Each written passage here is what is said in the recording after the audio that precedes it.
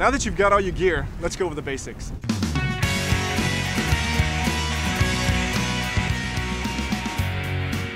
When you sit down on a boat, you want to sit as close to the edge as possible. The outside edge is called the gunnel. Now we recommend that you sit with your outside leg forward and your inside leg tucked under your bench so that you can brace yourself from sliding back and forth. When we're pushed off from shore and we're ready to start paddling forward, first command you'll usually hear is stand by.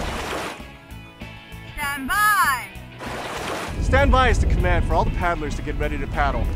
Once it's called, you want to sit a little aggressive, leaning slightly forward, with your arms relaxed, the paddle resting on the gunnel, and your head facing forward. The next command is paddles up. Paddles up! This is the setup position just before we start the paddling stroke. Now, XGenerals sets up in what's called an A-frame position, with both arms straight, your outside arm extended forward, and your inside arm above your head. Notice that the arms and the paddle form the shape of the letter A, which is why it's called the A-frame.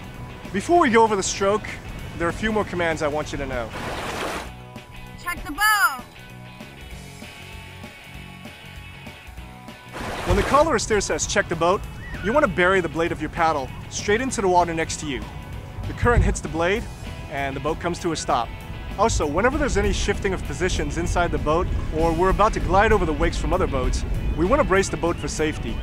The command you'll hear is paddles on the water. Paddles on the water! Just lay your paddle straight out next to you with the blade resting on the surface of the water. This has the effect of widening the base of the boat and creates more side-to-side stability.